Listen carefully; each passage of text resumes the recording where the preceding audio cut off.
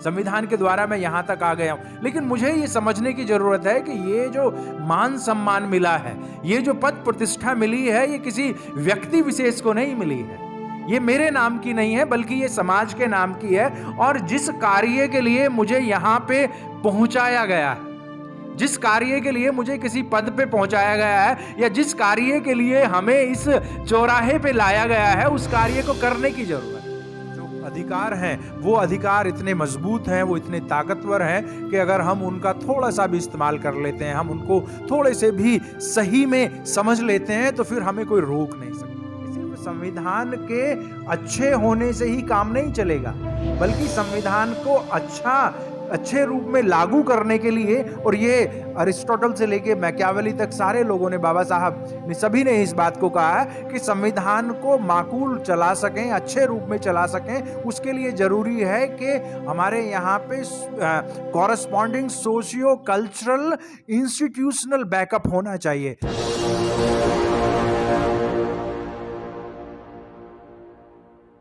क्योंकि भारत विविधताओं वाला देश है, और अजय जिस बात को कह रहे थे कि हमने उस विविधता को ध्यान में रखते हुए इस देश को राष्ट्र बनाने के लिए संवैधानिक राष्ट्रवाद या संवैधानिक लोकतंत्र का रास्ता चुना है। क्योंकि अलग अलग जाति, धर्म, भाषा, क्षेत्र के लोग रहते हैं, सबको अपनी अपनी बातें अच्छी लगती हैं, सबको अपनी अपनी संस्कृति अच्छी लगती है, सबको अपना अपना धर्म अच्छा लगता है। लेकिन अगर वो अति हो जाए, वो बहुत ज़्यादा सामने वाले को अगर बुरा कहने लगे या गलत कहने लगे, तो फिर उसमें देश नहीं बचता है, वो अराजकता का मामला हो जाता है। इसलिए इस दुविधा से बचने के लिए, इस अराजकता से बचने के लिए संविधान निर्माताओं ने, बाबा साहब और अन्य साथियों ने एक रास्ता हमें सुझाया, और वो रास्ता था कि हम एक संवैधानिक लोकतंत्र स्थापित करें। उस संवैधानिक लोकतंत्र के सहारे हमारे यहाँ पे संवैधानिक राष्ट्रवाद का निर्माण हो, या जिसको हम पॉलिटिकल नेशनलिज्म भी बोलते हैं, जहाँ पे हर व्यक्ति अपने जाति, धर्म, भाषा का मान सम्मान करते हुए एक वृद्ध पहचान में आए, बड़ी पहचान में आए, जो कि भारतीय होने की पहचान हो। जो बाबा साहब का एक बहुत फेमस ऑब्जर्वेशन है कि मुझे ये बात पसंद नहीं आती कि कुछ लोग कहते हैं कि भाई मैं पहले भारतीय हूँ और बाद में कुछ और में वो कहते हैं कि मैं बाद में हिंदू हूँ या मुसलमान हूँ या मेरी कोई दूसरी भाषा है। मुझे ये बात पसंद नहीं आती है। क्यों पसंद नहीं आती है? वो कहते हैं कि मुझे ये बात अच्छी लगती है कि मैं पहले भी भारतीय हूँ और अंततः भी भारतीय हूँ, इसके अलावा कुछ भी नहीं हूँ, सिर्फ भारतीय हूँ। कहने का मतलब यह है कि एक समय ऐसा जरूर आएगा जब हम संविधान के रास्ते पे चलते हुए, जब हम संवैधानिक अधिकारों का इस्तेमाल करते हुए अपने आप को भारत के नागरिक के रूप में पहचानने लगेंगे। जो हमारी पुरातन पहचाने हैं, जो हमारी पुरानी पहचाने हैं, वो पुरानी पहचाने आधुनिक पहचान का रूप ले लेंगी, और ये पहचान होगी हमारी। जैसे सब लोग आप जानते हैं कि हम मंचों पे अक्सर उस तरह की बातें सुनते हैं कि भाई जो पुरानी व्यवस्था चली आ रही थी, जिसमें जाति व्यवस्था ने, वर्ण व्यवस्था ने बहुत ज़्यादा समस्या यहाँ पे पैदा की, उस पुरानी व्यवस्था को पीछे छोड़ते हुए आधुनिक व्यवसायों की तरफ जाएंगे, आधुनिक प्रोफेशंस की तरफ जाएंगे, और फिर जो भी हमारे पूर्वज कर रहे थे उससे हमें कुछ खास लेना देना नहीं रहेगा। यही संविधान की विशेषता है, यही संविधान की मौलिकता है, संविधान की नैतिकता है। इसी ने बहुत सारे साधनों का इस्तेमाल किया है, बहुत सारे रास्तों का इस्तेमाल किया है। उसमें आपको राइट्स मिले हैं, फंडामेंटल राइट्स मिले हैं, और ख़ास तौर पे जो अधिकार हैं, वो अधिकार इतने मजबूत हैं, वो इतने ताकतवर हैं कि अगर हम उनका थोड़ा सा भी इस्तेमाल कर लेते हैं, हम उनको थोड़े से भी सही में समझ लेते हैं, तो फिर हमें कोई रोक नहीं सकता। 75 साल या लगभग 72 साल की हमारी जो यात्रा है, 1950 से लेके अब तक की जो यात्रा है, वो कोई कम खूबसूरत नहीं है, वो कोई कम शानदार नहीं है। हमने ज़बरदस्त उन्नति की है, ज़बरदस्त रूप से आगे बढ़े हैं। जो 2-3 पीढ़ी पुराने लोग हैं, अगर हम अपने अनुभव को देखें तो समझ सकते हैं कि इस संविधान ने हमें क्या दिया है, इस संविधान की क्या विशेषता रही है। मैं समझता हूं कि हम अगर अपने बाप दादाओं की ही बात करें, सिर्फ अपने दादा नाना की ही बात करें, दादी दादी नानी की ही बात करें, तो लगता है कि ये समय बहुत बढ़िया रहा है, हमारा समय बहुत अच्छा है, बहुत खूबसूरत है। इसलिए इस समय को हमें किसी भी तरीके से निराशा के समय में नहीं बदलना चाहिए। ये बात सही है कि हमारा उद्देश्य बहुत महान है, हमारा उद्देश्य बहुत ऊंचा है, और अभी बहुत सारे ऐसे लोग हैं जिनको मान सम्मान का जीवन जीना है, जिनको अपनी मानवीय गरिमा को प्राप्त करना है, जिनको अपने पोटेंशियल को रियलाइज करना है, जो भी उनके अंदर क्षमताएं हैं उनका पूर्णतः दोहन करना, इस्तेमाल करना है, उस महानता को हासिल करना है। लेकिन ये बात भी उतनी ही सही है कि हम में से बहुत सारे लोगों ने वो रास्ता अपना लिया है, वो रास्ता पकड़ लिया है, और हम उस रास्ते पे अब, जैसे वकील साहब कह रहे थे, कि उस रास्ते से अब पीछे नहीं जाया जा सकता है। दुनिया की कोई ताकत अब हमें पीछे नहीं धकेल सकती है। जो बाबा साहब का, हमारे नायक नायिकाओं का, बहुजन महापुरुषों का जो रास्ता है, उनकी जो विचारधारा है, उसको कभी अब पीछे नहीं धकेला जा सकता। एक नहीं, अगर 1000 आरएसएस भी आ जाए तब भी आपको जो है ये पीछे नहीं धकेल सकते हैं। किसी की कोई ताकत नहीं है। वो बहुत शोर मचाते हैं, उनका एक प्रचार तंत्र है, उस प्रचार तंत्र में हम कई बार हतोत्साहित हो जाते हैं। हमें लगता है कि नहीं, जैसे सब कुछ खत्म हो रहा है, सब कुछ समाप्त हो रहा है। लेकिन साथियों, इतना निराश होने की जरूरत नहीं है। आप अपनी नजर उठा के देख लीजिए कि इस संविधान ने क्या कर दिया है। नजर उठा के चारों तरफ कहीं भी आप देख लें, ये क्या कोई कम महत्व की बात है कि यहां आप 400-500 गज के एक शानदार प्लॉट में बैठ के इतनी खूबसूरत जगह पे बिल्कुल सड़क पे अपनी बात कह रहे हैं। अगर 50 साल पहले ही देखें तो 2-2 फीट के रास्ते, 4-4 फीट के हमारे रास्ते हुआ करते थे, कच्चे रास्ते हुआ करते थे, और मिट्टी के घर हुआ करते थे। लेकिन इस 50 साल में ही हम वहां से, जैसे कहते हैं कि भाई अगर लोकल भाषा में, चमरोटी से हम चौक पे आ गए हैं, हम सड़क के चौक पे आ गए हैं। कोई ये कम ताकतवर बात नहीं है। ये बहुत खूबसूरत हमारी यात्रा रही है, और अभी हमें लंबा जाना है। क्यों? क्योंकि ये संविधान सिर्फ मेरी तरक्की की बात नहीं करता है, किसी व्यक्ति की तरक्की की बात नहीं करता है, बल्कि भारत को प्रबुद्ध भारत बनाने का रास्ता दिखाता है।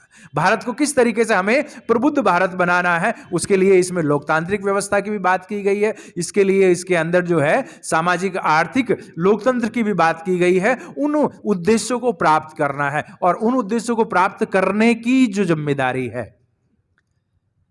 उसमें कहीं थोड़ी सी हमारी कोताही है। ये एक बात है कि हम मूल ढांचे से कहीं भटक रहे हैं। क्यों? क्योंकि संविधान ने मुझे तो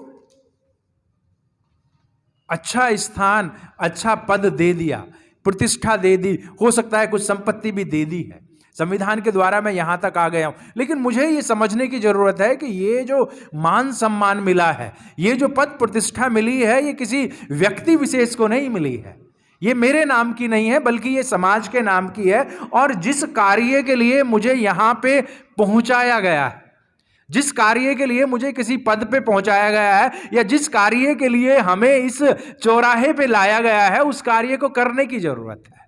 वहां पे हम थोड़ा सा अभी अपने व्यक्तिगत हितों में, व्यक्तिगत स्वार्थों में ज्यादा लगे हुए हैं। थोड़ा सा हमें अपने दायरे को बढ़ाना होगा। क्यों? क्योंकि हमारी परंपरा जो है, वो परंपरा व्यक्तिगत सुख की, व्यक्तिगत लाभ की, व्यक्तिगत हित की नहीं है। हमारी परंपरा गौतम बुद्ध की परंपरा है।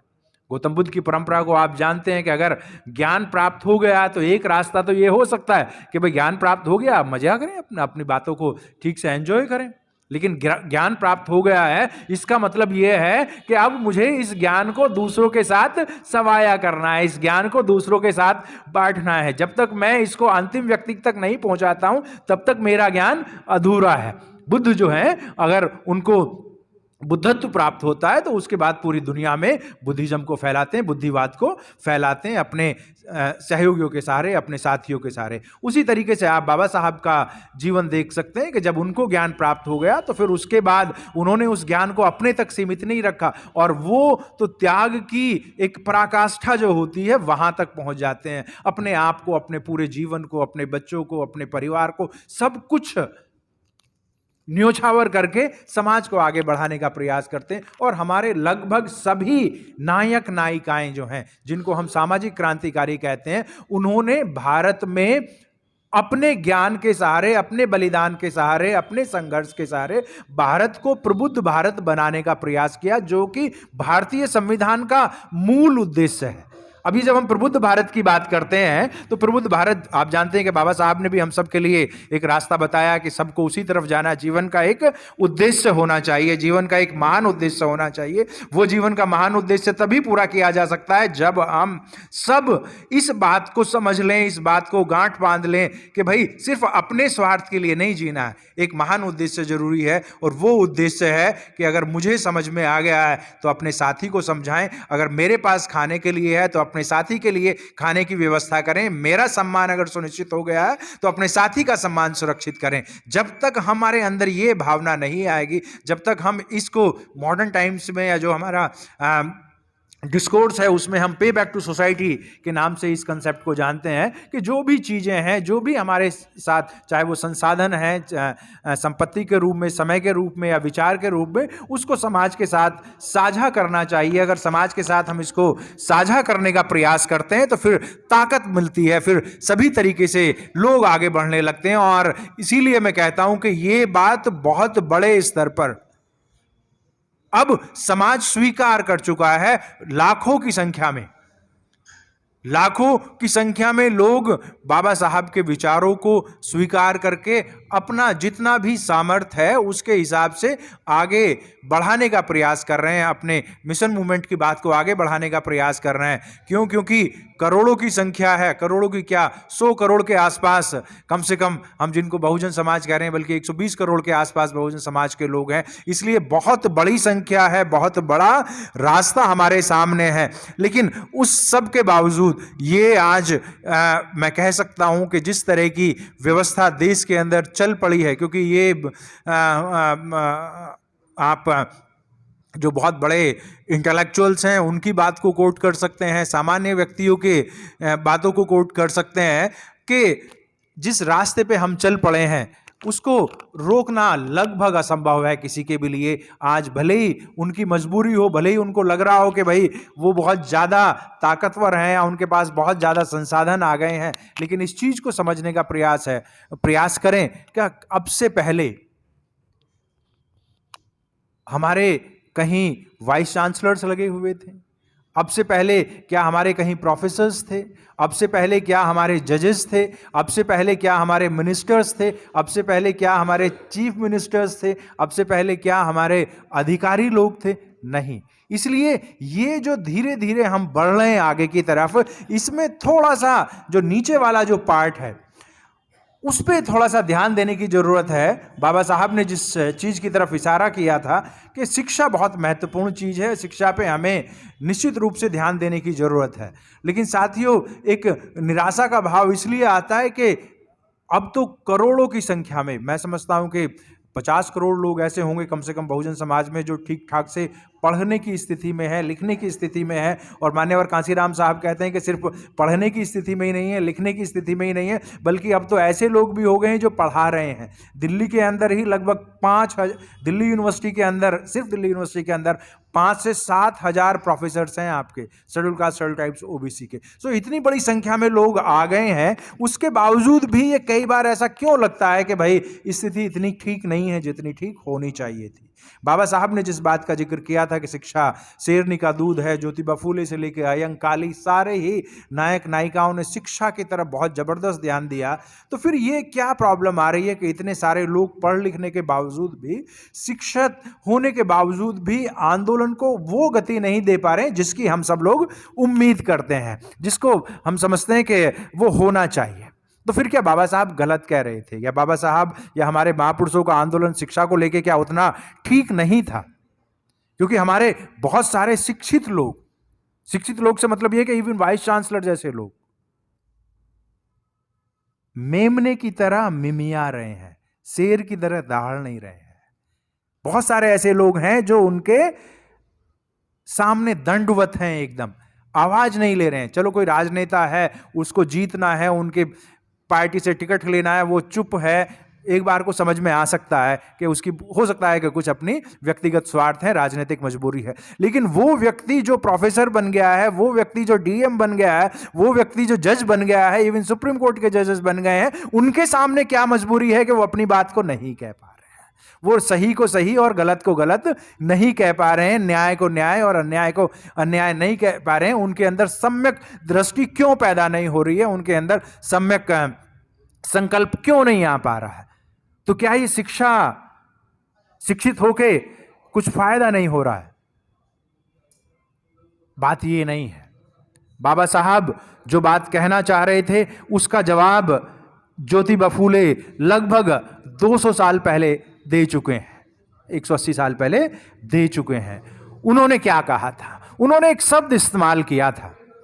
वो शब्द था कि जब भारत में नई शिक्षा व्यवस्था बनाई जाए तो उसमें कलम कसाईयों को दूर रखा जाए। कलम कसाई ये शब्द महत्वपूर्ण है, जिसको आप ब्राह्मण कहते हैं, जिनको आप वो लोग कहते हैं जो आम व्यक्ति को शिक्षित नहीं होने देना चाहता, भारत में शिक्षा का प्रचार प्रसार नहीं करने देना चाहता है, जिसने लंबे समय तक आम शिक्षा को, जन शिक्षा को रोक के रखा है। वो कहते हैं कि उनका शिक्षण संस्थाओं में होना नहीं चाहिए, वो शिक्षण संस्थाओं में शिक्षक के रूप में ना रहें। ये सारी समस्या यहीं पे आ रही है। और मैं इसको कहता हूं क्यों? क्योंकि ये जो शिक्षा हमें मिल रही है, इवन अभी भी जो शिक्षा मिल रही है, जिसको लोकतांत्रिक व्यवस्था के अंदर जो हमें शिक्षा मिल रही है, इस शिक्षा में मिलावट है। शेरनी के दूध में मिलावट हो गई है। ये शिक्षा आपको पंगु बना रही है। ये शिक्षा मानसिक रूप से आपको पंगु बना रही है, आपके अंदर कुसंस्कार पैदा कर रही है, आपकी हिम्मत को तोड़ रही है, आपके अंदर अंधविश्वास, आपके अंदर पोगा पंडित, उस तरह की चीजों को डाल रही है, जिससे आपको लगता है कि नहीं, हमारे बस में कुछ नहीं है, चीजें खत्म हो रही हैं। वास्तव में हमें इस शिक्षा की मिलावट को समझना होगा। अगर इस शिक्षा की मिलावट को समझना है तो सीधी सी बात है कि भाई अगर उन्होंने अपने स्कूल बनाए हैं, अगर उन्होंने अपनी शिक्षण संस्थाएं बनाई हैं, उन्होंने अपने विश्वविद्यालय बनाए हैं, तो वो विश्वविद्यालय, वो शिक्षण संस्थाएं, वो प्राथमिक विद्यालय उन्होंने आपको ताकतवर बनाने के लिए तो नहीं बनाए। उन्होंने अपनी संस्कृति को, उन्होंने अपनी सभ्यता को, उन्होंने अपनी सत्ता को बनाए रखने के लिए उन संस्थाओं का निर्माण किया है। और आप ये सोच रहे हैं कि आप उनकी संस्थाओं में पढ़ के, उनकी संस्थाओं में जाके उन्हीं को हरा देंगे, ये इतना आसान नहीं है। आप जब वहां पे जाते हैं तो उनकी संस्कारों को सीखने लगते हैं, कुसंस्कारित हो जाते हैं आप, आपके अंदर वैचारिक मैलापन आ जाता है, आपके अंदर वो जो दूध की जो मिलावट है वो पैदा हो जाती है। इसलिए हमारे बच्चे भी, इसलिए हमारे बड़े भी, और जो बड़े जॉब्स में भी जा रहे हैं, सरकारी या दूसरे तरह के जॉब्स में भी जा रहे हैं, तो वो एक गलत विचारधारा में पोषित होकर वहां तक पहुंचते हैं। इसलिए डरने लगते हैं, इसलिए उन्हें लगता है कि नहीं, इनके सामने बोला नहीं जा सकता, इनका विरोध नहीं किया जा सकता, इनका मुकाबला नहीं किया जा सकता। सीधी सी बात है कि हमें अपनी संस्कृति बनानी होगी, हमें अपनी संस्थाएं बनानी होंगी। जब तक हम अपनी कल्चर एंड इंस्टीट्यूशंस नहीं बनाएंगे, तब तक उनका उस तरीके से मुकाबला नहीं कर सकते हैं। क्योंकि बाबा साहब ने कितनी बार इस बात को कहा है, खासतौर पे किस तरीके से उनका मुकाबला किया जा सकता है, इस बात को रखते हुए कि भाई हमारी जो फाइट है ये कल्चरल फाइट है, सांस्कृतिक लड़ाई है हमारी, एक संस्कृति के खिलाफ हमारी लड़ाई है। उस संस्कृति का मुकाबला आपको दूसरी संस्कृति के द्वारा किया जा सकता है, जो कि वो बुद्धिज्म और ब्राह्मणिज्म की लड़ाई के रूप में सामने रखते हैं। तो जब तक हम एक बुद्धिवादी, जब तक हम एक तार्किक, जब तक हम एक लोकतांत्रिक मानवीय विचारधारा से अपने आप को पोषित नहीं करेंगे, अपने बच्चों को पोषित नहीं करेंगे, तब तक उनका मुकाबला करना मुश्किल हो जाएगा। और उससे भी बड़ी गड़बड़ ये हो रही है कि हम तो उनकी विचारधारा में पलपस रहे हैं, हम तो उनके वहां पे जा रहे हैं, तो फिर अपने बच्चों को कैसे बचाएंगे? बचाने का कोई तरीका नहीं है। बचाने का तरीका क्या है? सही बात तो यह है कि अगर वो वहां पे जाएंगे, उनकी चीजें सीखेंगे, तो उनको कहीं ना कहीं प्रहलाद बना देंगे वो।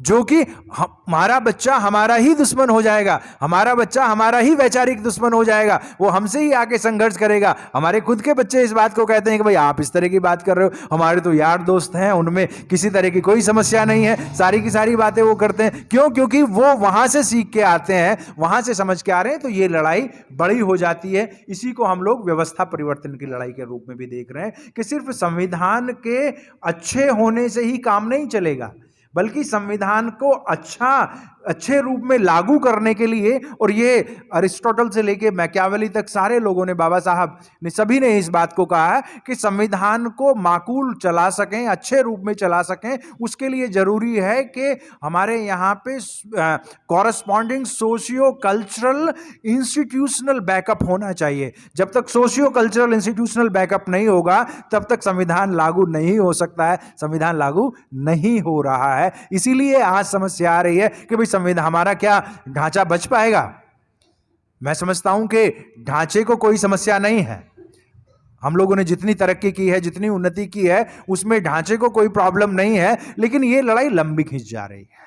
75 साल बहुत होते हैं, बहुत ज्यादा होते हैं। दुनिया के अंदर जितनी भी क्रांतियां हुई हैं, दुनिया में जितने भी विकसित देश हुए हैं, उन्होंने 15-20 साल के अंदर अपने यहां पे सब कुछ परिवर्तित कर लिया। ऐसा नहीं कि ये समस्याएं सिर्फ भारत में ही रही। जाति व्यवस्था भारत में रही है, लेकिन दूसरे देशों में भी दूसरे तरह की प्रॉब्लम्स रही हैं, लेकिन उन्होंने अपने आप को बचा लिया। अपने आप को, मतलब यूरोप में अगर 1000 साल पहले आप देखें तो यूरोप के अंदर 1000 साल पहले इतनी ज्यादा मारकाट थी, इतना ज्यादा विभत्स सिस्टम था वहां पे, लेकिन आज बिल्कुल अलग तरह की व्यवस्था बन गई है। तो हमारे यहां पे भी हो सकता है। उसका सिर्फ एक ही कारण है, उसका कारण नहीं होने का सिर्फ एक ही कारण है। इसको आप चाहें तो उदाहरण से भी समझ सकते हैं, लेकिन सीधी सी बात यह है कि जो हमारे महापुरुषों का आंदोलन है, बाबा साहब का और जो गांधी का जो विवाद रहा है, उससे ये बातें क्लियर हो जाती हैं कि भाई वो आपके लिए न्याय क्यों करेंगे, वो आपके लिए न्यायिक व्यवस्था क्यों बनाएंगे, वो जाति व्यवस्था को क्यों खत्म करेंगे।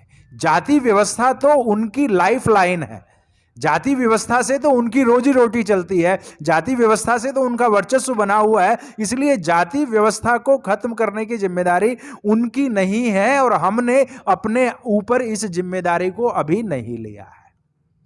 जैसे कि भाई एक व्यक्ति जातिगत अत्याचार करता है, तो हम लोग क्या करते हैं? हम लोग सामान्यतः क्या करते हैं, मतलब मैं ऐतिहासिक रूप से इस बात को कहना चाहता हूं कि हम लोग क्या करते हैं कि कभी हमने कहा कि धर्म परिवर्तन कर लेते हैं। हमारे ऊपर अत्याचार हुआ, हम धर्म परिवर्तन कर लिया। हमने कहा कि चलिए हमारे ऊपर अत्याचार हुआ, हमने जो है अपनी आर्थिक स्थिति मजबूत कर ली, हमने अपनी वैचारिक स्थिति मजबूत कर ली। ऐसा बहुत बार हुआ, इतिहास में सैकड़ों बार इस तरह से चीजें हुई हैं। लेकिन इससे क्या हुआ? जाति व्यवस्था क्या खत्म हो गई? नहीं खत्म हुई। क्यों? क्योंकि जिस व्यक्ति ने आपके ऊपर अत्याचार किया, वो व्यक्ति तो यूं का यूं ही रहा, उसकी मानसिकता तो बदली नहीं। आप कुछ भी करते रहे, आप यहां से वहां बैठ गए, वहां से वहां बैठ गए, वहां से वहां बैठ गए, इससे क्या फर्क पड़ रहा है? आप उसके चक्कर से निकल गए, एक दूसरा तैयार बैठा हुआ है, वो उसके फंदे में आ गया, दूसरा निकल गया, तीसरा तैयार बैठा है, वो उसमें आ गया। सीधी सी बात है कि जब तक उसको नहीं रोका जाएगा जो आपके ऊपर अत्याचार कर रहा है, तब तक उसको अत्याचार करवाने वाले लोग दूसरे मिलते रहेंगे, अगर आप उससे बच भी जाते हैं तो। इसलिए जाति व्यवस्था को समाप्त करना है तो फिर हमें उस व्यक्ति को रोकना होगा जो जातिगत व्यवहार कर रहा है, जातिगत अत्याचार कर रहा है। इसका तरीका क्या है? इसका तरीका सीधी सी बात है, बाबा साहब ने जिसको बताया कि भाई हमें उस व्यक्ति को रोकना, कैसे रोकना है? उस व्यक्ति को रोकना है शिक्षा के द्वारा, उस व्यक्ति को रोकना है ताकत के द्वारा, उस व्यक्ति को रोकना है सत्ता के द्वारा। जब तक हम ताकतवर नहीं होते हैं, जब तक वो हमारे मुकाबले कमजोर नहीं होता, बाबा साहब कहते हैं a power can only be destroyed by power at another hand. एक तरफ अगर ताकत है तो उसको दूसरी ताकत के द्वारा ही रोका जा सकता है, हृदय परिवर्तन नहीं होता। लेकिन पूरा अभी तक का जितना हमारा 2-2.5 हजार साल के में कहते हैं लोग के 2-2.5 हजार साल का अत्याचार का इतिहास है, तो इस पूरे समय में अभी तक हमने उसको रोकने का प्रयास नहीं किया है। उसको रोकने के लिए हमें ज़्यादा ताकत चाहिए, चाहे वो ज्ञान की ताकत हो, चाहे वो संख्या की ताकत हो, चाहे वो पैसे की ताकत हो, और चाहे सत्ता की ताकत हो। जब तक वो पावर हमारे पास नहीं आएगी तब तक हम उसको रोक नहीं पाएंगे, और जब तक रोकेंगे नहीं ये अत्याचार चलता रहेगा। 1 मिनट और लूँगा मैं, क्योंकि कई सारे साथियों ने इस बारे में कहा और मैं सोच रहा था जब बैठा हुआ था कि ये जो वास्तव में जो जाति तोड़ो और समाज जोड़ो वाला मामला है, 15%, अजय ने भी इस बात को बहुत खूबसूरती से कहा कि वास्तव में जो ये 15% वाला जो मामला है ये बहुत महत्वपूर्ण है। वो 15% है, 15% तो छोड़ दीजिए, वो 3% है मान लिया, लेकिन उस 3% का मुकाबला करने के लिए कोई 3% नहीं है यहां पे। ये जो हम कई बार कहते हैं कि वो बड़ी कम्युनिटी है, ये बड़ी का मतलब यहां पे संख्या से है। वास्तव में अगर आप देखें, अगर संवैधानिक रूप से भी देखें कि 5,000 के आसपास ओबीसी हैं, 1,500 के आसपास, 1,100 के आसपास शेड्यूल कास्ट हैं, 550 के आसपास हमारे शेड्यूल टाइप्स ग्रुप्स हैं, तो ये जो हमारी संख्या है ये 6,743 जातियों में जो है, इसको डिवाइड जब हम करके देखते हैं तो किसी के पास 1% भी नहीं आता। इनफैक्ट एवरेज तो 0.8% आता है इसमें। अगर 0.8% एवरेज है तो फिर 3% वाले का मुकाबला आप कैसे करेंगे? 3% वाले का आप आसानी से मुकाबला कर ही नहीं सकते, तो इस संख्या को बढ़ाना पड़ेगा। यहां पे एक थोड़ी सी गफलत हो गई है। मामला इतना खराब नहीं है, 6,743 नहीं है एक्चुअली, ये मामला उससे कहीं कम है। पहली बार जो जातियों की जनगणना हुई वो जनगणना हुई 1881 में। 1881 में आप जान के ताज्जुब करेंगे कि यह संख्या 40 से भी कम थी। जातियों की संख्या 40 से भी कम थी, जिसको आज आप 1100 जातियां बोल रहे हैं शेड्यूल कास्ट की, सिर्फ 8 थी वो उस समय पे। ओबीसी की सिर्फ 35 या 37 जातियां थी।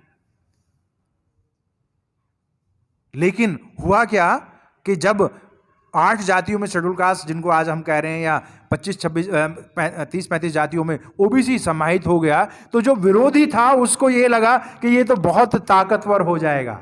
उसने फिर क्या करना शुरू किया कि भाई कहीं पे चमार है, कहीं पे जाटव है, कहीं पे दोहरे हैं, कहीं पे कुरील है, या जैसे तेल निकालने वाली कम्युनिटी है, तेली है। पूरे 28 प्रदेश हैं हमारे, 28 प्रदेशों में कोई लकड़ी से तेल निकालता है, कोई लोहे से निकालता है, कोई पत्थर से निकालता, काम वो तेल निकालने का ही कर रहे हैं, लेकिन सबकी अलग अलग जातियां हो गई। एक तेल निकालने वाली भारत में कम से कम 150-200 जातियां हैं। तो ये जो हमारा 6,743 हैं, उनमें अगर तेली ही कहा जाए तो तेली ना कह के आपको सीधे 300 कम कर देंगे। चमारों को ही कम से कम 100 जातियां हैं पूरे देश के अंदर, 100 सीधी सीधी कम हो जा रही हैं। सही बात तो ये है कि ये जातियों की संख्या बहुत कम है, लेकिन हम इसको बहुत बढ़ा चढ़ा के कहते हैं, इसीलिए लगता है कि बहुत ज़्यादा है, काम बहुत बड़ा हो गया है। उत्तर प्रदेश में, क्योंकि मैं उत्तर प्रदेश से आता हूँ, जानता हूँ थोड़ा सा, उत्तर प्रदेश में कुल मिला के 66 जातियां हैं शेड्यूल कास्ट के अंदर। 66 में से 5 ऐसी जातियां हैं जो कि 95% है, उनकी संख्या 95% है, और बाकी की जो 61 हैं उनकी संख्या सिर्फ 5% है। तो जब हम 5 को एक साथ करते हैं तो 95% एक साथ हो जा रहे हैं, लेकिन जब उसको हम 66 कहने लगते हैं तो ऐसा लगता है कि टास्क बहुत बड़ा हो गया है। इसलिए मान्यवर साहब कहा करते थे कि भाई बात ऐसी नहीं है कि पूरे देश में जो है अगर हम 10-15 जो हमारी ज्यादा संख्या में बड़ी जातियां हैं उनको अगर इकट्ठा कर लेते हैं तो ब्राह्मणवाद जो है तुरंत ध्वस्त हो जाएगा, उसकी जो है ताकत बहुत कम हो जाएगी। और क्योंकि सभी को साथ लेके चलना है, और आज अच्छी बात है कि वामसिप जैसे संगठन और बहुत सारे दूसरे संगठन जो हैं उन्होंने इस बात को आगे बढ़ाया है, जाति तोड़ो समाज जोड़ो आंदोलन को आगे बढ़ाया, और हजारों की संख्या में विभिन्न व्यावसायिक समूहों से इनफैक्ट जो 1881 में जो जनगणना है उसमें जाति शब्द इस्तेमाल नहीं हुआ, व्यावसायिक समूह शब्द इस्तेमाल हुआ था कि ये व्यावसायिक समूह है। लेकिन वहां पे जो खुराफाती दिमाग है उसने जबरदस्ती ये कह दिया, अरे तुम इनके साथ रहोगे, तुम तो इससे ऊंचे हो, दूसरे को उससे ऊंचा बता दिया, तीसरे को उससे ऊंचा बता दिया। और 1931 में जो लास्ट सेंसस हुआ था उसमें लगभग ये 3,000 के आसपास ये संख्या हो गई थी। 50 साल के अंदर ही इतना विभेद आ गया, और अब तो ये संख्या जो अभी आप जातिगत जनगणना जो कराने की बात कर रहे हैं ना, इसमें मुझे लगता है कि ये संख्या जो है 15-20 हज़ार से कम नहीं होगी, ज़्यादा ही हो जाएगी, क्योंकि कोई किसी के साथ रहना नहीं चाहता, अपने आप को अलग दिखाना चाहता है, ऐसा उन्होंने बता दिया है, समझा दिया है। सो मैं इन शब्दों के साथ ही मैं अपनी बात को समाप्त करूंगा। मुझे आपने अवसर दिया, बहुत बहुत धन्यवाद।